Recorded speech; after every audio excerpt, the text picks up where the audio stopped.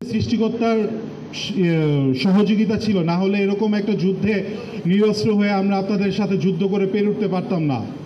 So আপনারা এতটুকু চিন্তা করুন যে সাধারণ মানুষ যখন একসাথে দলবদ্ধ হয়ে দাঁড়ায়, সো সাধারণ মানুষের কতটুকু শক্তি হয়ে উঠতে পারে।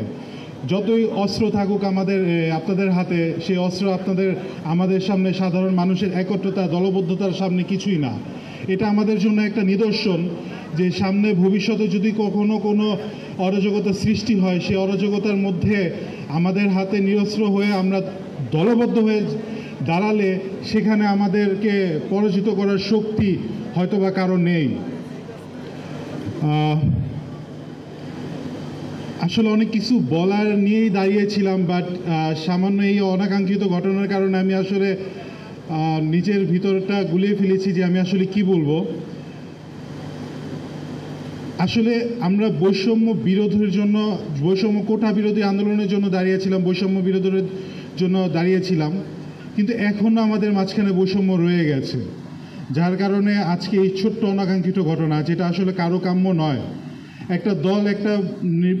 বিভিন্ন দল বিভিন্ন ধরনের মতামত নিয়ে চলে, বিভিন্ন ভেদাভেদ নিয়ে চলে। সো আমাদের সবার উচিত তাদের মতামত প্রকাশ করতে দেওয়া। এটা আপনাদের কাছে আমার রিকোয়েস্ট যে হ্যাঁ, এক একজন এক একভাবে চাবে আপনার কাছে, এক একজন এক একভাবে বলবে। সো তাদেরকে ব্যক্তি স্বাধীনতা দিন। আমি আহত ভাইদের জন্য দোয়া প্রার্থনা করছি, নিজের জন্য দোয়া প্রার্থনা করছি, কারণ যারা আহত রয়েছেন আসলে তারা হয়তোবা আমাদের ব্যথাগুলো বুঝতে পারছেন যে আমরা কি পরিমাণ কষ্ট অনুভব করে বেঁচে আছি। সেই কষ্টের জায়গা থেকে যখন এই ধরনের অরাজকতা সৃষ্টি হয় বা দেখতে পাই, শুনতে হয়, তখন আসলে খুব বেশি খারাপ লাগে। আসলে সেই পাথর দিয়ে মারার ঘটনাটা আসলে আমি খুবই নিজেই লজ্জিত। আমি দেখতে পাই নাই, কিন্তু আমি নিজে যখন শুনতে পেরেছি এই ধরনের ঘটনা নতুন বাংলাদেশে হচ্ছে, আসলে আমি তখন নিজে আফসোস করছিলাম যে এই বাংলাদেশের জন্য আমার চোখ দুটা গেল। এই বাংলাদেশটা আমি চাই নাই, বা আহত যারা রয়েছেন তারাও এই বাংলাদেশ কখনো চায় নাই। যখন শহীদরা হয়তোবা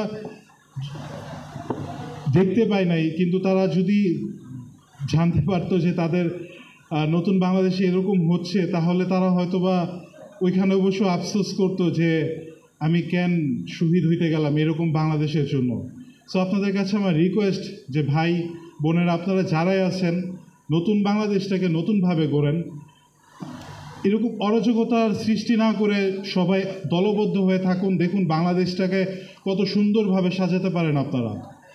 আমি হয়তোবা দেখতে পারলে আমি বাংলাদেশটাকে নতুনভাবে সুন্দরভাবে সাজিয়ে তুলতে সাহায্য করতে পারতাম, বাট আমার জায়গা থেকে আপনাদের কাছে রিকোয়েস্ট, সব দলের কাছে রিকোয়েস্ট, ছাত্র দল, বিএনপি, জামাত, এনসিপি, যারাই নতুন আসুক না কেন, সবার কাছে আমার রিকোয়েস্ট যে সবাই দলবদ্ধ হয়ে কাজ করুন।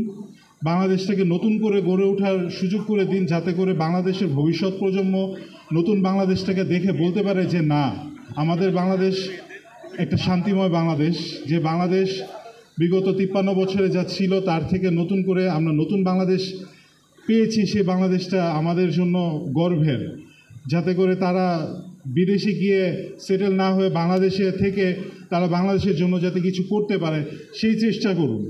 দেশের মধ্যে অরাজকতা সৃষ্টি করলে আসলে কেউই চাবে না দেশের মধ্যে বসে থাকতে। যাদের অ্যাবিলিটি থাকবে তারা দেশের বাইরে চলে যেতে চাবেই।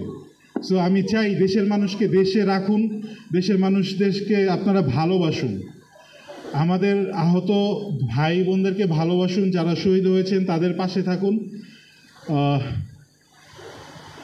এর থেকে বলার বিষয়ে আমার আসলে কিছু নাই। সো আমার একটা ছোট প্ল্যাটফর্ম আছে, ওয়ারিয়ার্স অফ জুলাই। এটা জুলাই যোদ্ধাদের জন্য। সো এটাতে আপনারা জুলাই আহত যারা রয়েছেন তাদের জন্য প্ল্যাটফর্মটা গড়ে তোলা। আর আমি ছোট্ট করে আমার ছোট্ট একটা বিষয় আমি বলতে চাই। আমার পরিবারের জন্য দোয়া করবেন। আমার বাবা আম্মু দুজনই অসুস্থ। সো আমি আপনাদের কাছে সর্বোপরি দোয়া চাচ্ছি। এই বলে আমি আমার বক্তব্য শেষ করছি। আসসালামু আলাইকুম। ধন্যবাদ।